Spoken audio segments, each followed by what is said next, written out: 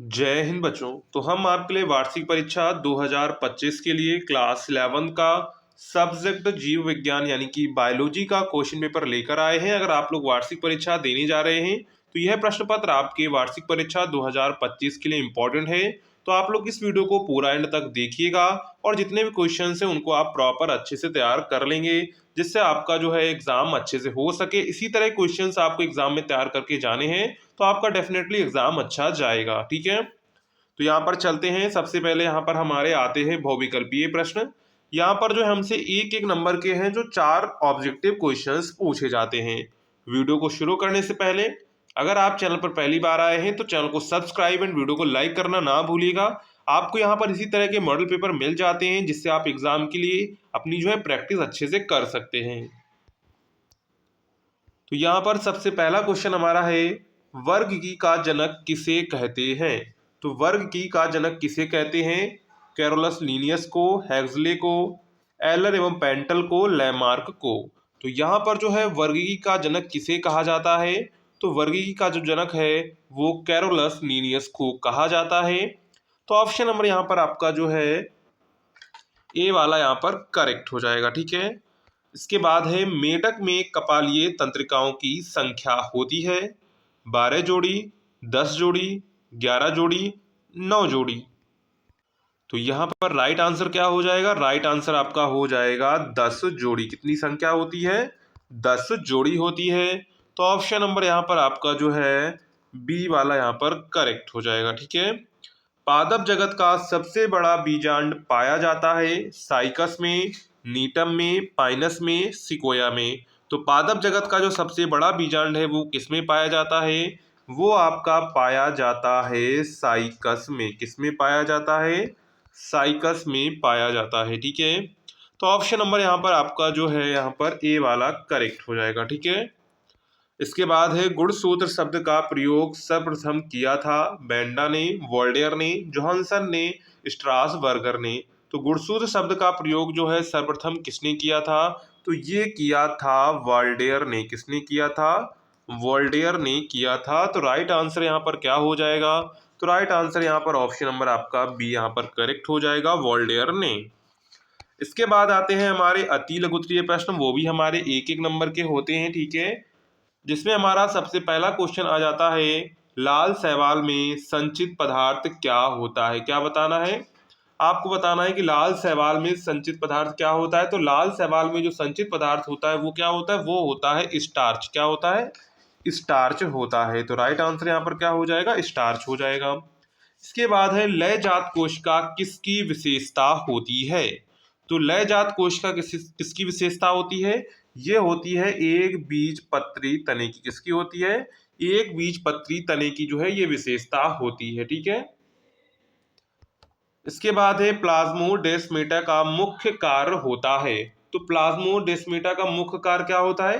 कोशिकाओं के बीच जो है अणुओं की आवाजाही को ये सुगम बनाता है। ठीक है, इसके बाद है, यूरियोटेलिज्म से क्या तात्पर्य है? क्या है? यूरियोटेलिज्म से क्या तात्पर्य है? तो इसका मतलब होता है किसी जीव से यूरिया का निष्कासन को ही हम लोग यूरियोटेलिज्म कहते हैं। ठीक है, इसके बाद है, रेड ड्रॉप क्या है? क्या है?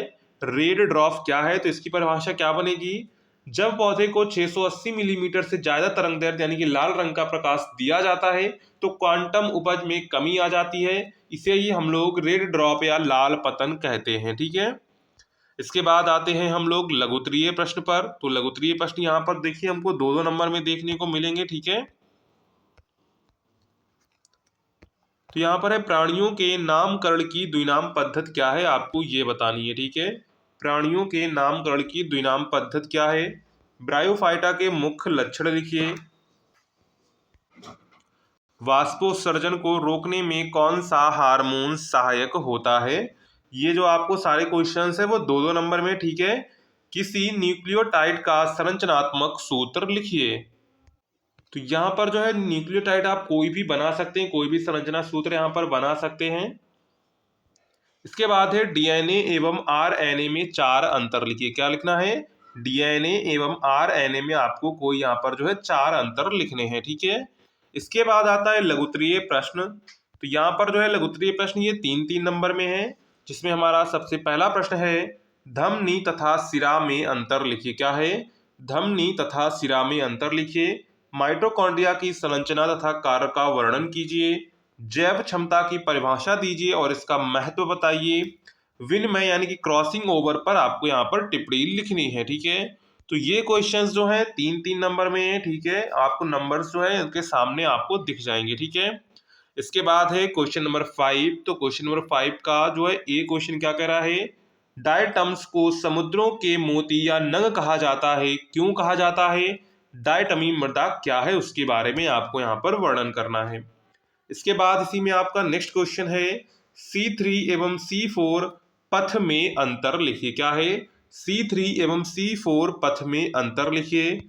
इसके बाद इसी में आपका नेक्स्ट क्वेश्चन है गा माइस्थेनिया ग्रेविशय अपतानिका तथा पेशीय डिस्ट्रॉफी पर संक्षिप्त टिप्पणी कीजिए। इसके बाद इसी में आपका नेक्स्ट है लास्ट क्वेश्चन है निम्नलिखित पर टिप्पणी कीजिए। हृदयपात यानी कि हार्ट फेलर, कोरोनरी धमनी रोग, कोरोनरी आर्टरी डिजीज। इसके बाद है पेरिकार्डियाटिस। इसके बाद आ जाते हैं क्वेश्चन नंबर 6 पर। तो क्वेश्चन नंबर 6 में भी हमको 3-3 नंबर में क्वेश्चंस देखने को मिलते हैं, जिसमें हमारा सबसे पहला क्वेश्चन है CAM यानी कैम पौधों पर टिप्पणी लिखिए। CAM जो पौधे होते हैं उन पर यहाँ पर आपको टिप्पणी लिखनी है। ठीक है, इसके बाद इसी में आपका आ जाता है खा क्वेश्चन प्रोटीन की तृतीयक संरचना पर संचित्र टिप्पणी कीजिए, यानी कि 7 चित्र आपको चित्र के साथ यहाँ पर टिप्पणी करनी है। इसके बाद इसी में आपका गा क्वेश्चन है स्पष्ट चित्रों की सहायता से पेशी संकुचन के सर्पितंतु सिद्धांत की व्याख्या कीजिए। क्या करनी है? स्पष्ट चित्रों की सहायता से पेशी संकुचन के स्पर्शी तंतु सिद्धांत की व्याख्या कीजिए। इसके बाद इसी में आपका आ जाता है घा क्वेश्चन रेखांकित चित्र की सहायता से केंद्र की संरचना का वर्णन कीजिए।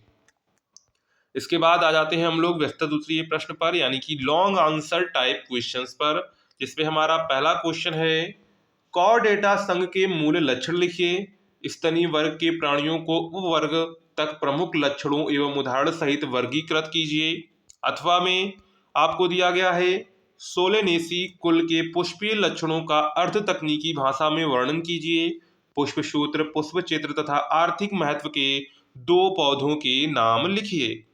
तो यहाँ पर देखिए अथवा करके आपको यहाँ पर देखिए 2-2 दिए गए हैं, 2 में से आप कोई एक यहाँ पे करेंगे। ठीक है, इसके बाद है क्वेश्चन नंबर 8 मेढक के पाचन तंत्र का सचित्र वर्णन करें। अथवा प्रकाश संश्लेषण किसे कहते हैं, इसके चक्रीय तथा अचक्रीय फोटो फॉस्फोरिलेशन पर रिलेशन का वर्णन कीजिए। तो यहाँ पर है इन दोनों में से आप कोई एक यहाँ पे कर सकते हैं। ठीक है, इसके बाद है क्वेश्चन नंबर 9। तो क्वेश्चन नंबर 9 क्या कह रहा है मानव शरीर में पाई जाने वाली 2 प्रमुख अंतःस्रावी ग्रंथियों की स्थिति, संरचना तथा कार्य का वर्णन करें।